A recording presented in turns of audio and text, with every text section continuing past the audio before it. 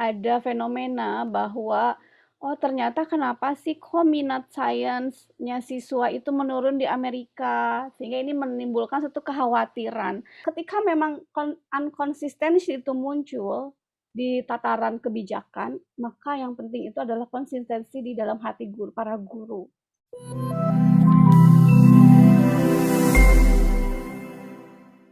Assalamualaikum warahmatullahi wabarakatuh. Selamat datang di acara Talks at Aksar bersama saya Andini Sarahmaniar. Hari ini kita akan membahas mengenai STEM Education. Nah, untuk Aksarians mungkin ada yang belum tahu STEM Education itu apa, langsung saja kami undang salah satu expert dari bidang STEM Education ini, Ibu Rahma Suwarma. Selamat datang, Ibu. Selamat datang, halo, selamat pagi semua, apa kabar? Alhamdulillah baik, Ibu. Ibu apa kabar? Alhamdulillah sehat insya Allah. Setahu Andin Bu ya, Ibu kan research interest-nya ini di bidang STEM Bu ya. Ya, Mungkin Aksarians atau orang baru hanya tahunya kalau STEM itu singkatan dari Science, Technology, Engineering, and Mathematics. Nah sebenarnya Ibu, STEM Education ini, oh ya sebelum itu, Bu Irma ini salah satu dosen di Universitas Pendidikan Indonesia, dan kebetulan saya merupakan dulunya mahasiswanya Ibu. Kayak selanjutnya Bu ya, untuk pengetahuan Aksarian ini bisa nggak Bu dijelaskan STEM education itu apa sih Bu? oke.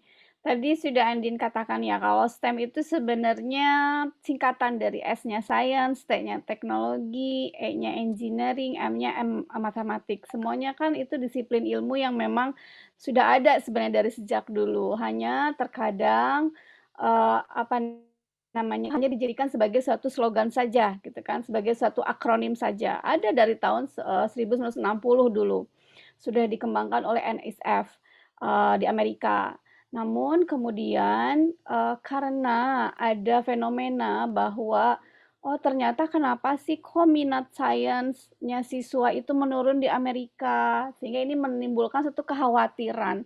Akhirnya dicetuskanlah menjadi satu reformasi ya di Amerika itu STEM education. Nah, apa bedanya STEM as a slogan, STEM as an acronym dengan STEM sebagai STEM education? Nah, artinya di sini punya tujuannya nih ketika masuk ke dalam satu pendidikan. Nah, tujuannya ada 4 kata kunci. Nah, kata kunci yang pertama itu ada pengetahuan, sikap, kemudian keterampilan. Nah, kata kunci yang keduanya itu adalah memahami. Memahami apa? Memahami karakteristik dari STEM-nya itu. Jadi orang yang memang mengintegrasikan STEM, pendidikan STEM di sekolahnya, maka siswa-siswanya akan memiliki kedua kata kunci ini dulu, ada pengetahuannya, kemudian ada sikapnya, membangun sikapnya, keterampilan, kemudian pemahaman tentang STEM itu nanti di masa yang akan datang seperti apa. Kemudian yang ketiga itu ada awareness.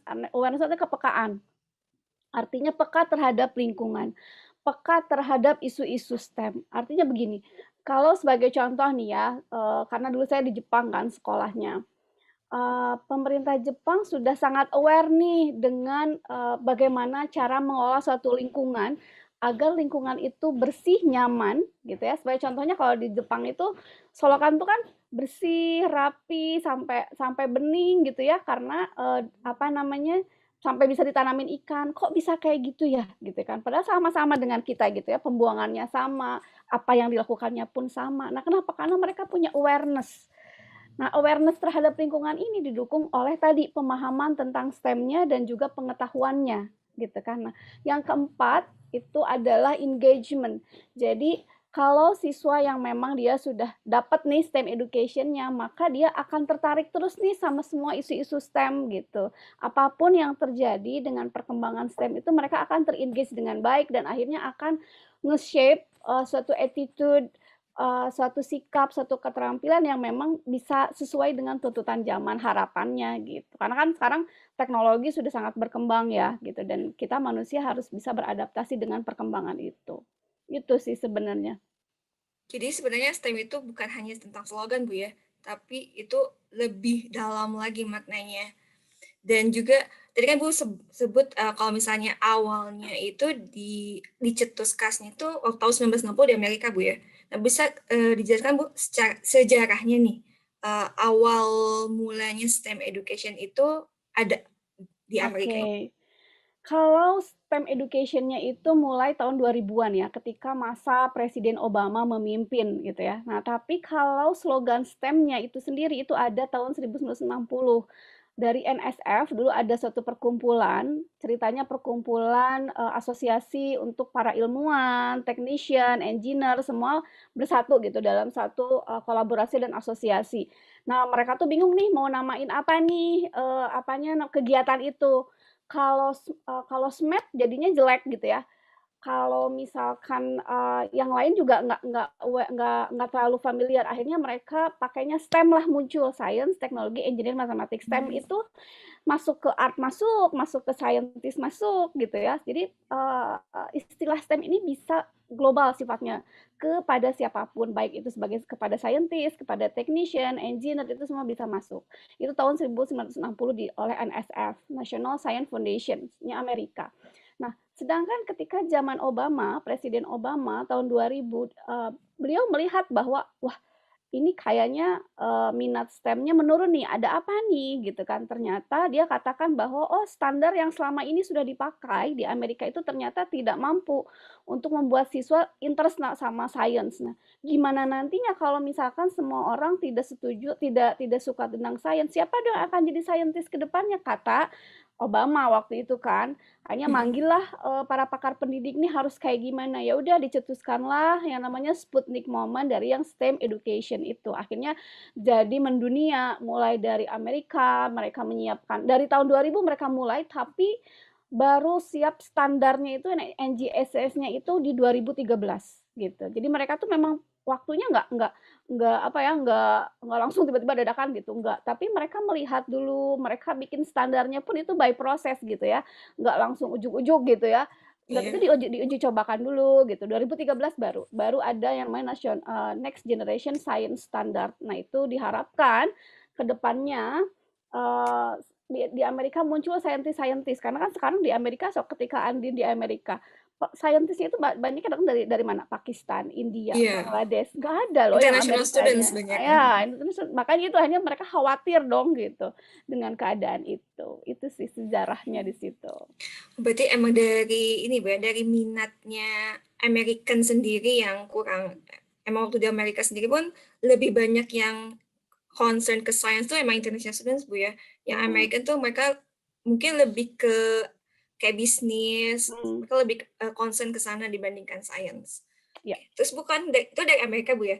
Nah, bagaimana sih Bu bisa menyebar sampai ke beberapa negara? Nah, itu kok bisa gitu Bu? Terus negara apa saja Bu yang sekarang sudah Mhm. mengimplementasikan STEM education atau mengenal STEM education? Oke. Nah, setelah dari Amerika, biasa karena Amerika kan memang negara adidaya ya, Iya. wajar kalau memang banyak yang ngefans gitu kan, wajar kalau banyak yang ingin meniru bagaimana itu bisa maju gitu. Nah, awalnya itu sensei saya tahun 2013 mendapatkan scholarship di Fulbright ya, dari Fulbright ke Amerika, kemudian ternyata belajarlah tentang STEM dan as a Japanese, nah dia kan curious ya sebenarnya. Eee, apa ya, kalau dalam bahasa politically-nya sih artinya sedikit gitu, tidak ingin artinya terlewat, ada di belakang gitu ya. Bahwa Iya. ketika memang Amerika sudah berkembang menuju ke sana, kenapa Jepang tidak gitu kan, meskipun memang agak sulit waktu itu. Nah, mulailah waktu itu kita mulai meneliti, kita mulai belajar, akhirnya di Jepang juga, mulai diterapkan. Nah, kemudian kalau saya lihat tahun 2013 saya ke Thailand. Nah, di Thailand itu orang Amerika sudah masuk. Jadi orang Amerika sendiri yang langsung melatih tentang perkembangan STEM di Thailand. Waktu itu saya ke Kasetsart University dan, siswa doktorat di sana bercerita banyak gitu bahwa memang perkembangan STEM di, Thailand khususnya itu diatur atau ada interviewer dari, orang Amerikanya, interviewernya gitu. Jadi Mmm. mereka mau gitu, mereka mau dibina dan dilatih oleh orang Amerikanya langsung. Jadi memang orang Amerikanya pun menyebarkan gitu ke banyak negara sampai akhirnya ke Eropa kan. Nah, tapi beda beda apa namanya, beda framework antara Australia, Amerika, Jepang, Korea. Sekarang Korea sudah mulai sejak tahun 2010, 2000 di atas 2010 lah, Korea Korea sudah mulai. Sekarang di Korea sedang menggeliat yang namanya STEAM education ya, bukan Iya. STEM tapi dia masuknya ke STEAM education. Nah, itu jadi lama-lama menyebar. Nah, beda tadi saya seperti katakan bahwa concern-nya beda. Kalau di Amerika itu kan dia lebih ke scientist ya. Jadi Iya. ingin mengembangkan scientist. Nah, Japan meskipun memang dia melihat ada perkembangan STEM, tapi mereka Japanese punya point of view tersendiri. Artinya dia melihat bahwa STEM education itu not to propose a scientist, not to produce the scientist, tetapi untuk memproduce teknologi. Nah, jadi fokus kalau di Jepang itu lebih ke STEM-nya STEM Teknologi. teknologi. Nah, kalau Australia hampir mirip dengan Amerika. Jadi memang fokusnya ke scientist. Nah, kalau di Eropa karena dari kurikulum Eropanya itu dia lebih ke pengembangan ekonomi dan bisnis gitu ya, jadi lebih ke perdagangan dan segala macam. Kalau di Eropa semua akhirnya STEM-nya pun mengarahnya ke sana. Jadi penerapan STEM education di sekolah itu adalah untuk mendorong siswa agar bisa berwirausaha sendiri gitu. Gitu. Jadi setiap negara punya fokus masing-masing, Bu, ya? Ya, of course, beda-beda tergantung konteksnya. Iya. Makanya di Indonesia juga saya coba dari tahun 2013 itu saya coba perkenalkan, kemudian coba mencari sebenarnya Indonesia konteksnya mau lebih kemana sih gitu. Kita harus punya jati diri karena kata sensei saya Iya. bilang, ketika kamu mau adaptasi jangan mengcopy tetapi find out what is your dominant and then take it as your purpose of your development katanya gitu deh. Jadi ya harus disuruh cari yang bedanya apa sih gitu yang memang sesuai dengan konteks Indonesia gitu. Dan disesuaikan juga sama kemampuan negaranya juga, Ibu, ya? Nah, Berarti budayanya kita kan beda. budayanya juga ya. Dan kalau dilihat kan, Bu, kalau di Amerika sendiri, mereka kan punya kebijakan di setiap sekolah bisa kayak mengembangkan kurikulum mereka masing-masing. Sedangkan kan kalau di negara Indonesia, mereka kita hanya punya satu kurikulum dan itu digunakan untuk semua gitu, Bu, ya. Nah, Bu, Oke. Ya, tapi ada isu baru loh. Isu barunya karena dengan sekarang kementerian yang terbaru, ya. akan muncul namanya kurikulum fleksibel. Jadi di Undang-Undang tahun 20 nomor 3 tentang kurikulum itu ada poin nomor 3 kalau tidak salah bahwa kurikulum itu harus fleksibel, disesuaikan dengan kebutuhan siswa, disesuaikan dengan diversifikasi yang ada di setiap wilayah di Indonesia. Jadi bisa. Wah, jadi berarti ada kemungkinan STEM education ini bisa diterapkan, Bu, ya, di Indonesia juga. Ya, ya harusnya, harusnya. Oke, tadi kan kita udah bicara beberapa negara yang punya yang sudah mengenal dan menerapkan STEM education dan mereka punya fokus sendiri, Bu, ya, tergantung sama konteksnya. Nah, kalau di Indonesia sendiri, Bu, menurut penelitian Ibu dan pengamatan Ibu di Indonesia itu seperti apa STEM education sekarang? Oke, tantangannya dulu ya yang pertama, ketika tahun 2013 saya datang ke sini kemudian memperkenalkan tantangannya adalah perspektif teachers. Makanya ada beberapa penelitian saya mencoba menggali perspektif teacher tentang STEM itu kayak gimana. Integrasi STEM khususnya ke dalam kurikulum karena memang seperti tadi tahun 2013 masih belum ada fleksibilitas yang akan diajukan. Sehingga kita harus masih tetap mengacu kepada konten-konten yang memang harus diberikan kepada siswa. Nah, akhirnya yang menjadi tantangan paling berat adalah untuk merubah perspektif bagaimana cara mengintegrasikan STEM education pada guru-guru sehingga diperlukanlah pelatihan-pelatihan yang banyak gitu ya untuk memberikan ide-ide inspiratif pada guru-guru gini nih melihat dari KD ini cara implementasinya begini gitu kan ya integrasinya kayak gini gini gini gitu itu yang pertama challenge-nya. Jadi challenge terbesar menurut saya itu ya adalah perspektifnya. Jadi gimana cara membangun perspektif guru nih bahwa ini tuh nggak sulit loh dikembangkan gitu. Jadi dari beberapa penelitian ketika saya tanya ini sulit nggak sih? Nah sebagian memang baru mendengar, baru melihat, belum pernah mengimplementasikan, mereka mengatakan itu sulit. Tetapi untuk guru yang memang sudah 2 atau 3 kali mengimplementasikan, mereka bilang enggak terlalu sulit, tapi masih di dalam tengah-tengah Iya. gitu kan. Tapi ketika ditanya, "Apakah menurut Anda bahwa STEM itu penting?" Mereka jawab semua penting. Jadi hampir 90% semua guru mengatakan bahwa STEM education is important gitu kan. Mereka sadari bahwa itu penting, tetapi kendala yang memang dihadapi adalah mungkin bagaimana kita memberikan contoh yang lebih banyak tentang integrasi ke dalam kurikulumnya seperti apa. Integrasi STEM-nya itu mau bagaimana, apakah itu secara multidisiplin, interdisiplin, maupun transdisciplinary. Itu yang paling berat. Berarti emang, diawali dari perspektif gurunya sendiri, Bu, ya? Karena Mhm, memang ketika guru mendengar satu ide baru, kadang mereka udah mundur duluan, Bu, ya, udah kayak mhm. takut duluan sehingga mereka tidak mau mencoba, gitu, Bu, ya. Dan kalau berdasarkan penelitian Ibu nih ya, bagi guru yang sudah mengimplementasikan STEM sendiri, itu bagaimana, Bu? Ah, kalau guru yang memang sudah mengimplementasikan mereka enjoy sebenarnya, karena ini akan membantu apalagi sekolah ya, sekolah yang Mhm, memang sudah benar-benar open, kemudian dia kemudian membangun STEM, itu sebagai suatu program, artinya mereka punya kurikulum sekolah karena memang dari tahun 2018 itu kan sudah boleh ada kurikulum sekolah, gitu kan, bahwa sekolah membangun kurikulumnya sendiri, tapi berdasarkan kurikulum yang memang kurikulum 2013 gitu. Nah, ketika itu sudah bisa menjadi program sekolah, maka itu akan membantu banyak pihak. Karena seperti yang mungkin sekarang sedang banyak terjadi collaborative assessment. Jadi ada kerjasama antar mapol gitu kan untuk membahas satu tema.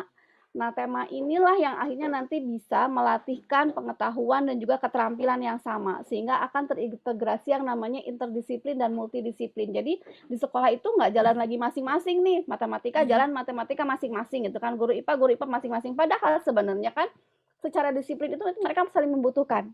Ya enggak? Nah, jadi Iya. makanya kalau yang memang sudah pakai itu enak sekolahnya. Jadi ketika misalkan kasih satu project, tapi bisa dipakai penilaiannya buat bersama, buat guru matematika bisa, buat guru IPA bisa, buat guru bahasa Inggris bisa, bahasa Indonesia bisa gitu. Sampai kesenian juga bisa gitu. Sebenarnya kalau udah pakai udah enak. Iya, jadi sebenarnya STEM education ini sebenarnya memudahkan, Bu, ya, memudahkan guru-guru sekolah dalam, apa ya, kayak mengembangkan siswa-siswa di sekolah juga, Bu, ya. Ya. Dan juga, Bu, apakah STEM kan tadi kan digabung, biasanya kan kalau sekarang yang menggabung kayak istilahnya tematik, Bu, ya, itu kan di SD, Bu, ya. Mm. Sedangkan SMP, SMA, yang sekarang beberapa sekolah masih berpisah matematika matematika, IPA IPA. Nah, itu bisa nggak sih, Bu, STEM education ini diterapkan di semua jenjang sekolah? Bisa, harusnya bisa, itu tergantung dari kebijakan tadi, kebijakan dari sekolahnya nih. Kalau misalkan dia sudah mau mendukung programnya, maka dia akan, membuat suatu kegiatan, kan bisa kalau kalau di sekolah tuh sebelum semester tuh mereka suka raker dulu ya, rapat kerja dulu atau in-house training dulu.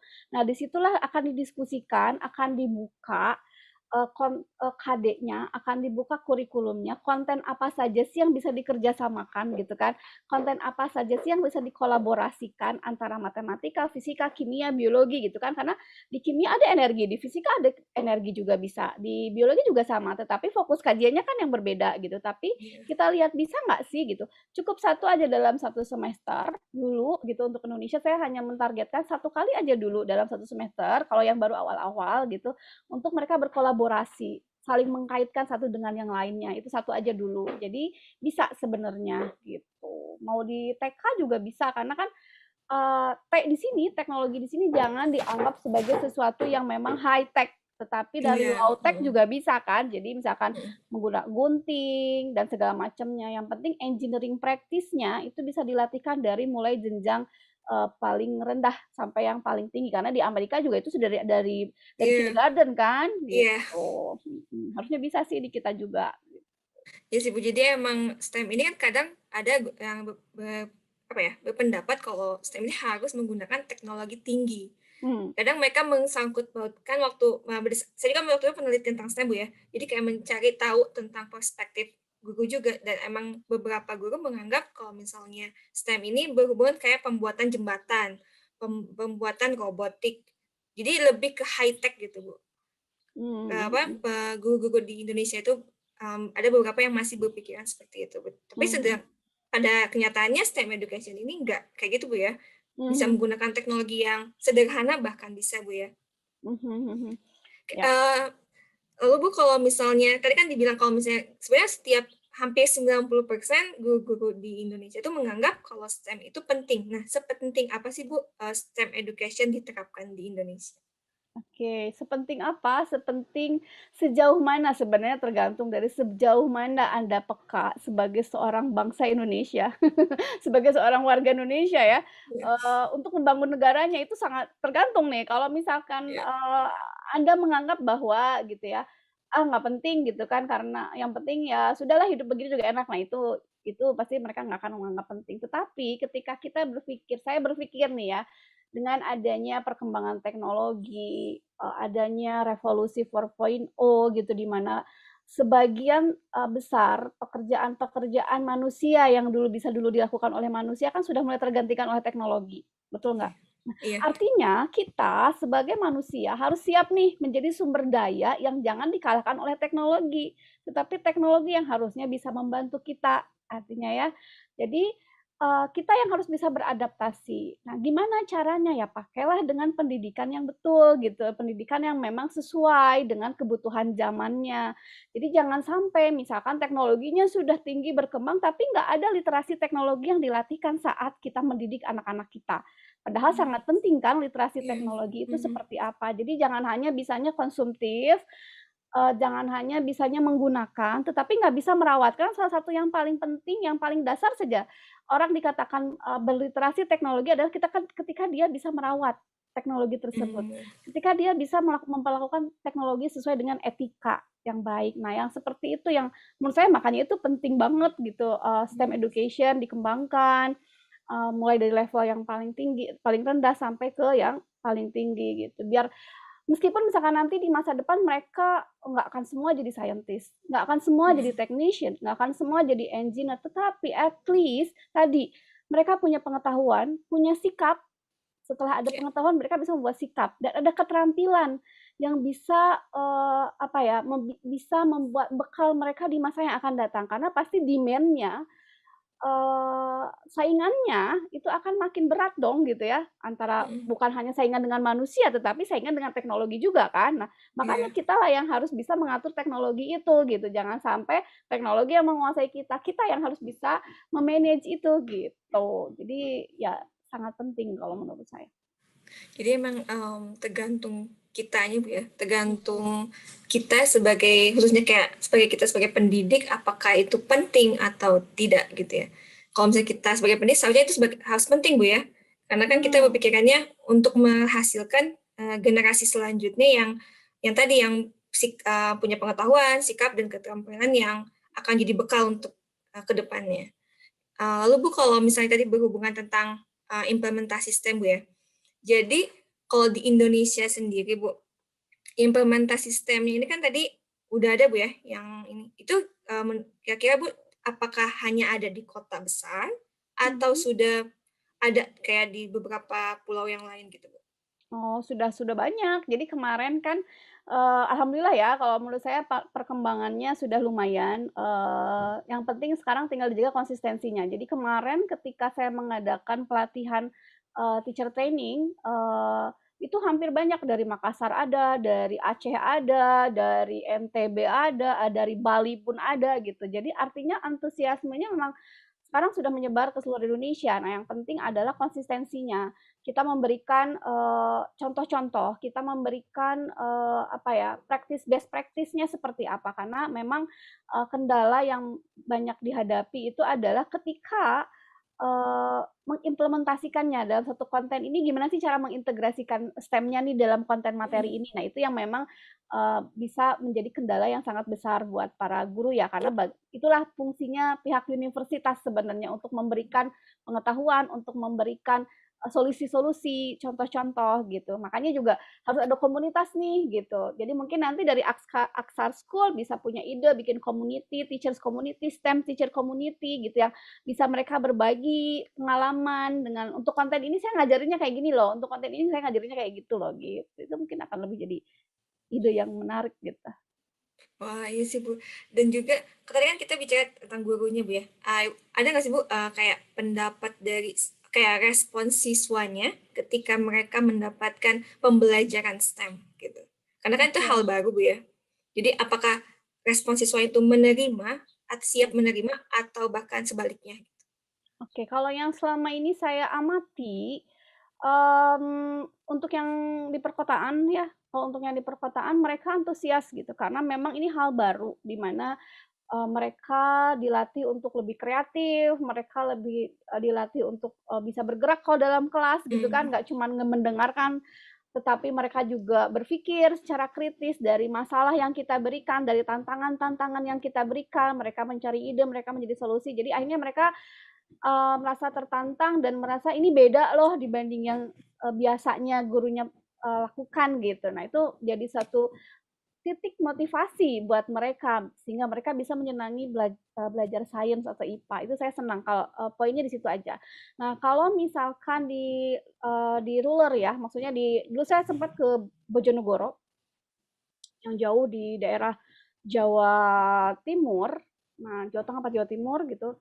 Nah, di situ juga siswanya lumayan antusias meskipun memang itu bukan kalangan menengah ke atas gitu ya siswanya karena SMP-nya negeri gitu. Nah, selama ini kan selama ketika awal-awal pengenalan itu kan yang open tuh swasta ya, sekolah swasta. Iya. Nah, alhamdulillah sekarang sudah banyak sekolah-sekolah negeri yang memang dia juga open, mereka juga open gitu. Karena apa? Karena melihat antusias dari siswanya. Jadi ternyata dengan hanya sedikit diberi tantangan gitu, kreativitas, critical thinking-nya student tuh bisa kelihatan gitu.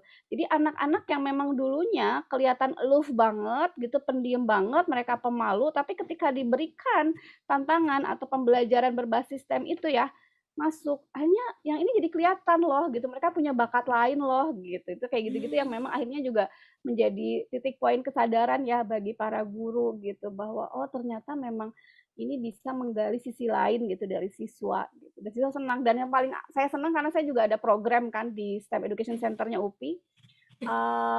Ada satu anak yang nyeletuk, coba deh katanya guru di sekolah ngajarnya begini, kegiatannya kayak gini, ini kayak lagi nggak belajar, aku jadi senang sains. Nah itu yang memang senang banget gitu. Saya sebagai Hmm. sebagai sebagai apa ya instructor, sebagai creator-nya tuh dengan ucapan seperti itu berarti, "Wah, aku berhasil nih," gitu. Jadi sampai ada Nah, anak juga dulu kan ada anak yang memang, pernah saya bawa ikut ke Jepang, ikutan STEM camp di Jepang gitu kan, anak yang dari Indonesia yang berprestasi, saya bilang kan saya challenge juga nih buat dia, saya kasih masalah tentang banjir, terus akhirnya dia punya ide proposal proposal idea, dia bikin detektor banjir yang bagus gitu, kemudian reasonable banget.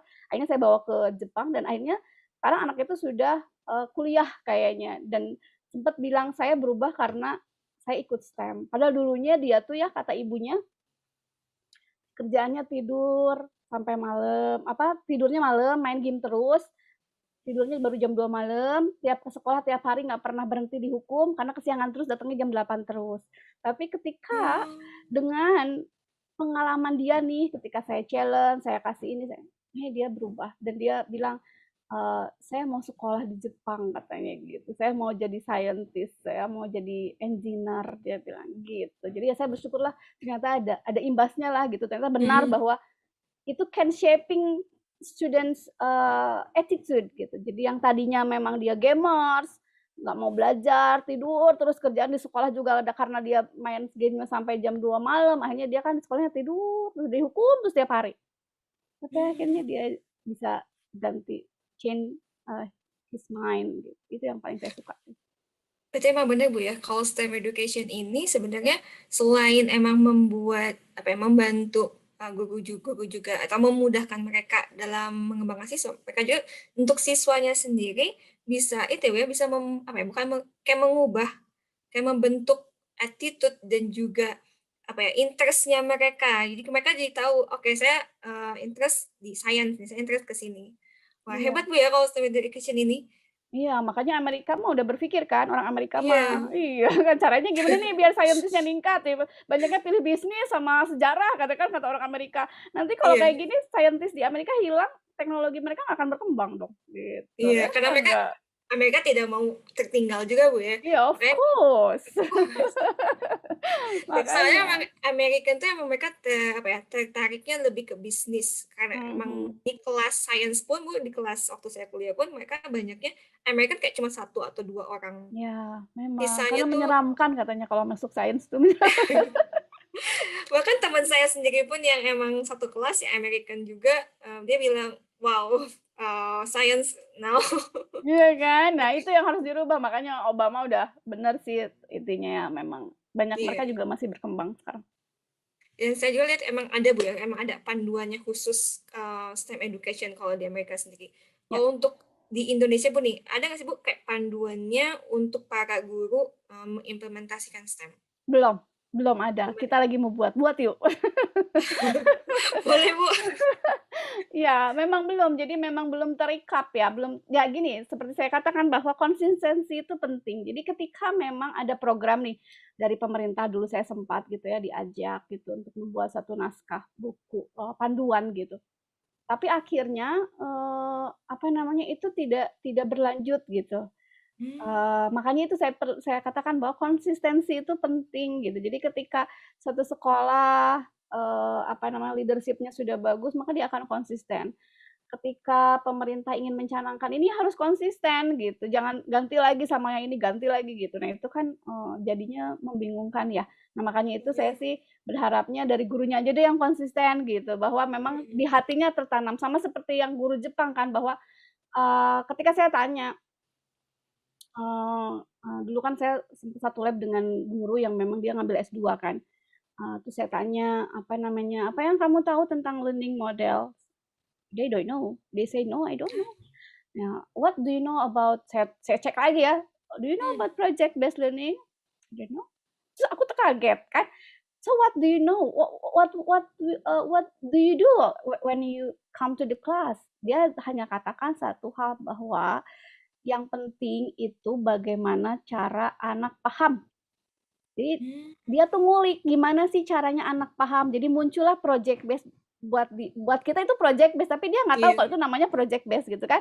Buat buat mmm, kita tuh namanya problem based learning, tapi dia nggak tahu itu namanya problem based learning. Yang pasti dia ingin anak-anak yang diajarkan itu ngerti semua. Jadi makanya kalau di Jepang itu kan selalu ada di akhir itu self assessment students. mhm, Jadi guru tuh akan baca, ini anak ini nggak ngertinya di mana nih. Jadi besoknya dia akan berpikir gimana caranya biar anak itu ngerti gitu. Padahal sebenarnya yang diajarinnya itu ada inquiry-nya, ada problem solving-nya, ada project-nya gitu ya kalau secara mhm, theoretically. Tapi iya, mereka nggak pernah peduli itu. Yang mereka pedulikan itu adalah gimana sih saya beneran ngajar, buat siswa saya tuh paham dan siswa saya tuh terampil gitu ya, sesuai dengan tujuan dan harapan dari pembelajaran, itu aja cukup. Jadi menurut saya ketika memang unconsistency itu muncul di tataran kebijakan, maka yang penting itu adalah konsistensi di dalam hati para guru. Karena mereka mmm, yang punya peran penting gitu ya, dari manapun apapun ketika memang itu tidak datang dari hati. Ketika memang mau ada pembelajaran baru apapun itu tidak datang dari hati, bahwa niat saya mengajar itu adalah untuk mendidik anak bangsa menjadi SDM yang unggul, maka itu tidak akan pernah mungkin bisa gitu. Jadi yang paling penting adalah konsistensi dalam hati, dalam diri dari seorang guru gitu bahwa saya tujuannya mendidik gitu, mendidik anak agar dia paham, semua murid di kelas harus paham gitu. Nah itu prinsip mmm. penting yang harus dijaga karena itu yang ada di orang Jepang. Jadi ketika ada satu anak yang nggak ngerti dikejar sama dianya sampai dia tuh harus ngerti gitu. Nah ya itu yang mungkin, apa ya, Ha hanya ada di beberapa guru-guru teladan dan guru-guru inovatif dan kreatif yang ada di Indonesia dan saya harap semua guru-guru menjadi aktif, menjadi kreatif, inovatif dan datang dari hati semua gitu. Wah, ini menarik, Bu, ya. Jadi emang sebenarnya kita kan kalau di Indonesia kita diterangkan dulu teorinya seperti apa, ya, Bu, ya, kayak model-model pembelajaran, metode pembelajaran. Tapi kalau di Jepang sendiri pun yang jadi hal penting itu adalah bagaimana siswa bisa paham keseluruhannya, tidak hanya sebagian, Bu, ya. Jadi Mhm. emang harus gurunya sendiri yang punya motivasi untuk, mendidik, calon peserta pendidik peserta didiknya gitu, Bu, ya?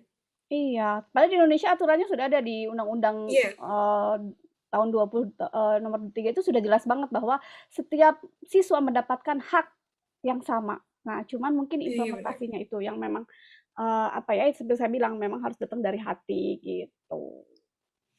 Ada nggak sih, Bu, kayak misalnya kayak, apa ya, kayak workshop ataupun pelatihan untuk khususnya untuk guru nih, Bu? Jadi kayak meningkatkan motivasinya guru untuk mengajar gitu, Bu. Ada nggak sih, Bu, kayak Ada gitu? udah banyak, banyak instansi, banyak institusi yang ada langsung berada di bawah pemerintahan maupun non-government itu mereka sudah banyak melakukan pelatihan-pelatihan itu sudah banyak gitu.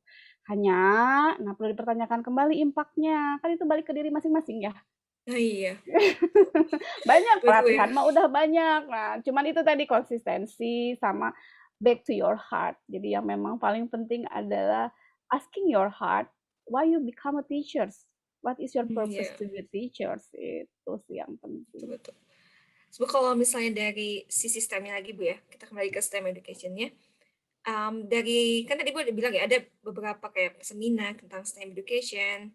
Nah, untuk di Indonesia sendiri, seminar ini sudah apa ya, rata ke seluruh bagian di Indonesia, apakah hanya beberapa guru saja yang mungkin dari swasta, yang negeri kurang minatnya ke STEM education, ada nggak, Bu? Kayak Ada, sudah seminar?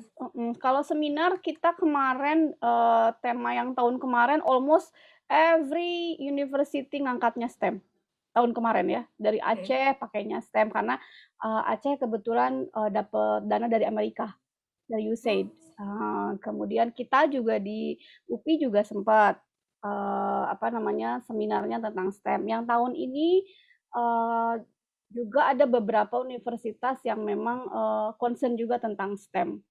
Dari yang Kalimantan ada, di Jember juga ada, tahun kemarin itu dan, apa namanya, speaker-nya dari Amerika, dari Minnesota, dari, Minnesota University. Jadi sudah sih sebenarnya kalau untuk itu, gitu. Tapi kan Indonesia luas ya, iya, itu dia. itu Kalau Amerika kan bisa digapai lewat darat, Bu, ya. Kalau mhm, kita kan harus lewat pulau baru bisa gitu. nah itu, kita Jadi mah tantangannya demografi. iya, betul. Tantangan besar itu, Bu, ya, untuk Indonesia Mhm, sendiri. Nah, kalau tadi kan gurunya udah, siswanya udah. Nah, berarti, menurut Ibu nih ya, saran Ibu untuk ke depannya tentang stakeholder di bidang pendidikan, itu gimana sih, Bu, tentang urgensi dan penerapan STEM education di Indonesia ini? oke. Nah, kalau saya melihat mulai dari tujuan pendidikan Indonesia di dalam kurikulum, itu sudah sangat baik sekali. Jadi, apa yang dituliskan itu sudah sangat baik. Aturan-aturan seperti tadi Undang-Undang Nomor 20, Undang-Undang Tahun 20 Nomor 3, itu juga di dalamnya sudah sangat terperinci, apa makna pendidikan, apa fungsi kurikulum, apa haknya siswa, apa haknya guru, itu sudah sangat sangat, jelas ya di situ dan itu Mhm, sudah sangat baik sebenarnya untuk, tatanan, framework atau wadah, hukumnya itu sudah ada. Nah, tetapi yang mungkin masih belum itu adalah implementasi, atau, sebaran leadership di setiap distrik, kalau di Amerika kan distrik ya. iya, Kalau kita listrik. kan lebih ke, provinsi-provinsi, Mhm, daerah-daerah, dinas-dinas, kota gitu. Nah, di situ yang memang mungkin mungkin, apa ya, perlu, tadi, perlu adanya kerjasama, perlu adanya konsistensi program gitu.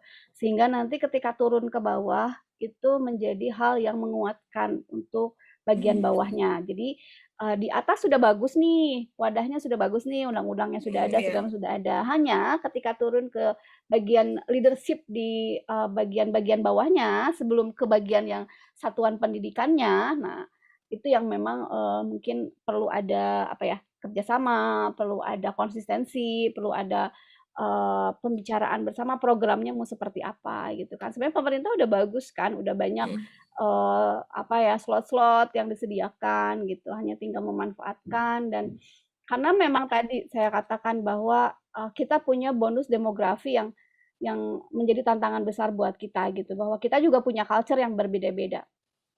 Sehingga, proses pendekatan untuk, mengimplementasikan STEM education-nya ini pun harus sesuai dengan culture-nya masing-masing. Nah, maka itu dari penelitian pertama saya, itu saya melihat bahwa untuk konteks di Indonesia, STEM education-nya itu harus lebih didekatkan dengan local wisdom-nya di mhm, masing-masing daerah. Jadi ketika misalnya kita datang ke Bali gitu kan, ketika memahamkan tentang, STEM education, bahwa STEM itu ada loh sejak dulu gitu. Contohnya apa? Oh, nih ada yang irigasi yang di Bali itu kan sebenarnya itu mhm, adalah bentuk dari STEM. Jadi mereka paham dulu ke situ, oh ternyata mereka ke-engage. Dari situ baru kita akan coba sisipkan, gimana cara melatihkan engineering-nya ini nih ke para siswa. Nah, itu mulai dari stakeholder yang, bagian atasnya nih, gitu. Jadi mhm, ketika memang, oke, program pelatihan sudah ada, setiap sekolah punya MGMP. Hmm. Di seluruh Indonesia punya MGMP. Setiap satuan pendidikan ada MGMP-nya ya, mulai dari MGMP lokal sampai MGMP regional. Nah, yang perlu itu adalah bikin suatu program yang memang bisa bisa menurunkan, bisa mencapai tujuan-tujuan yang sudah dicanangkan oleh pemerintah dalam undang-undang tadi gitu, dalam kurikulum tadi. Padahal kurikulumnya udah sangat baik sekali gitu, Iya. sudah jelas gitu, sesuai dengan tuntutan zaman dibuatnya gitu, isi dari kurikulum tersebut. Hanya implementasinya itu yang terkadang bikin membingungkan buat yang bagian bawah. Nah, ketika bagian bawah bingung, nah bagian tengah ini nih yang stakeholder ini yang bisa harusnya menjadi jalan pembuka agar yang bagian bawah nggak bingung gitu. Hmm. Jadi Jadi, bikin program kalau bisa gitu. Jadi ada konsistensi lah gitu, jadi pemantauan. memang apa ya, ada berkesinambungan Bu ya, dari atas sampai penyelenggaranya juga, sampai bahkan siswanya pun harus ikut berkontribusi dalam penerapan STEM education ini Bu ya. Ya, Jadi nggak bisa terpisah, nggak bisa kayak kurikulum ke kurikulum aja gitu ya pemerintah. Terus lalu ditinggalkan dan bagaimana nggak dikasih arahan lagi untuk yang bawah-bawahnya gitu. ya harus berkesinambungan. Oke, wah Ibu, terima kasih banyak Bu ya, untuk waktunya dan sangat, apa ya, mencerahkan. Jadi, membuka pemikiran mungkin saya sendiri dan juga mungkin para aksarian sini yang mendengar dan menonton acara ini, bahwa STEM education ini bukan hanya sebagai slogan Bu ya, dan STEM education ini, punya makna yang lebih dalam yang membuat kita apa ya, sebagai pendidik ingin menghasilkan generasi yang tadi, yang selain punya pengetahuan, keterampilan, sikap, dan awareness-nya juga ada, dan ada engagement dari para siswanya sendiri. Wah, Oke, terima kasih Ibu, untuk sama-sama. ilmunya, semoga ilmu yang dari Ibu bermanfaat, Oke, bagi kita dan khususnya bagi saya dan juga bagi para aksarian di sini. Terima kasih Bu oke, atas waktunya. baik. Sebelum ditutup, saya mau memberikan sesuatu nih buat Aksarian. Siapa tahu bermanfaat. Ini ada Math and Science Creative Teaching Tool. Nah, Wah. kebetulan saya ada kerjasama dengan pihak Korea karena STEM Education Center-nya UPI punya kerjasama dengan pihak Korea dan juga Jepang. Nah, ini saya kasih dulu sebagai ucapan terima kasih karena sudah mau mengundang saya sebagai narasumber di Aksarian. Terima kasih dan saya kirim ya ke Aksarnya. Oke. Oke, Ibu, terima kasih banyak, Ibu. Mungkin itu bisa Oke, jadi, satu inovasi lagi nanti, siapa tahu Aksarian bisa yang tadi Ibu sebutkan, bisa membuat satu komunitas untuk STEM teachers di Indonesia. Semoga bisa ini ya, terjalan dan terbukti gitu. Oke, Ibu, terima oke. kasih, Ibu, atas waktunya. Baik, sama-sama.